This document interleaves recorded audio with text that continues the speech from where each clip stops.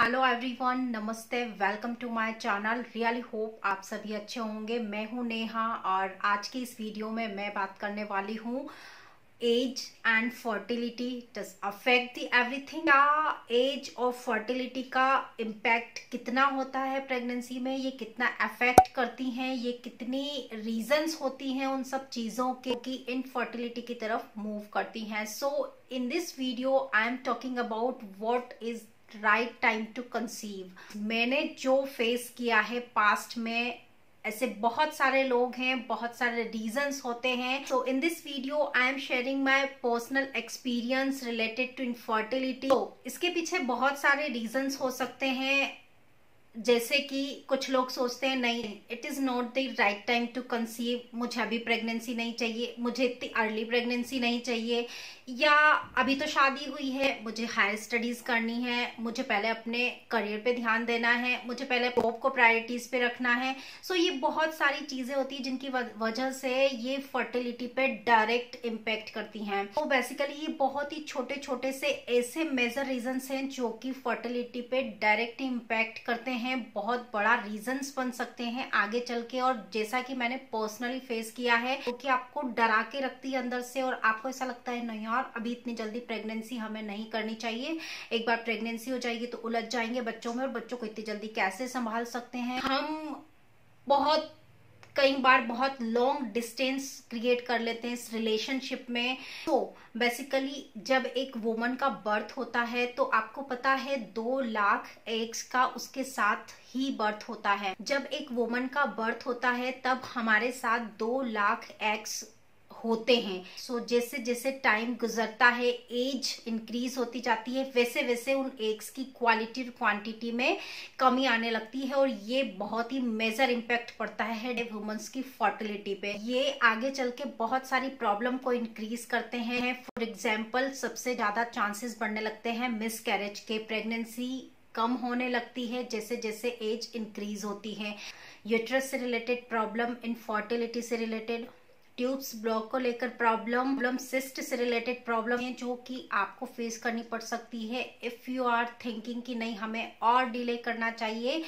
It is not the right time to conceive, it is not the right time to involve in the pregnancy. ये सब चीजें मैंने personally face की है, मैंने पर्सनली ये फेस किया है, बिकॉज मैं भी पहले ऐसा ही सोचती थी नॉर्मली, जैसा कि सारी वुमेन सोचती है कि प्रॉब्लम्स होती है, सारी कॉमन प्रॉब्लम्स होती हैं। सो ऐसा ही कुछ मैंने भी सोचा था, एंड देन अल्टीमेटली रिजल्ट की जो ओवरीज हैं वो उन्होंने काम करना बंद कर दिया था, ट्यूब्स में ब्लॉकेज की प्रॉब्लम होने लग गई थी। डायरेक्टली इम्पैक्ट पड़ता है आपकी प्रेगनेंसी पे, फिर प्रेगनेंसी कंसीव होने में बहुत सारी प्रॉब्लम्स आने लग जाती है, फिर हम डॉक्टर्स के चक्कर लगाने लग जाते हैं, हमें फिर अदर मेडिकेशंस पे मूव करना पड़ता है। फॉर एग्जाम्पल 20 से 29 की जो एज होती है, this is the best age to conceive. उस टाइम में आपके जो एग्स होते हैं उनकी क्वालिटी भी अच्छी होती है और उस समय क्वालिटी और क्वांटिटी भी उस समय ठीक होती है। सो उस समय आपकी प्रेगनेंसी के चांसेस होते हैं 80 to 90%।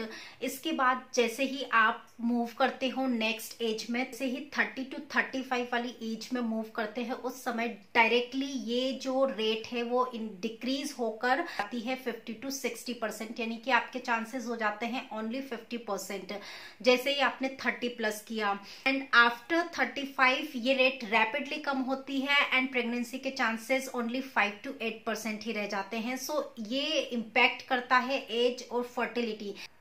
The best time to conceive is 20 to 30। Before 30 आपको बिफोर 30 ही प्लानिंग कर लेनी चाहिए। This is the best time to conceive.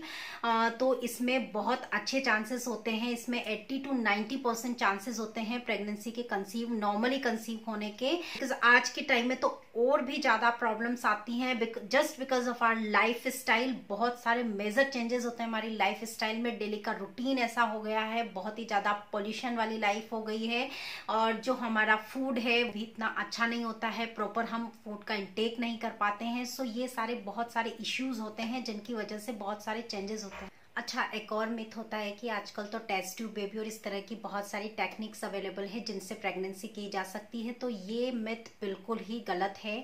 आप ऐसा मत सोचिए कि आजकल बहुत सारी टेक्निक्स अवेलेबल है तो क्योंकि उसमें भी प्रेगनेंसी चाहे आउट ऑफ बॉडी होती है, बट एग्स की क्वालिटी और क्वांटिटी बहुत ही मैटर करती है। So that's all about in this video. Really hope ये वीडियो आपके लिए हेल्पफुल रहा। ये जो मैंने एक सीरीज स्टार्ट की अपनी प्रेगनेंसी से रिलेटेड, अपनी आईवीएफ जर्नी से रिलेटेड, रियली होप ये स्टोरीज आपको पसंद आ रही है।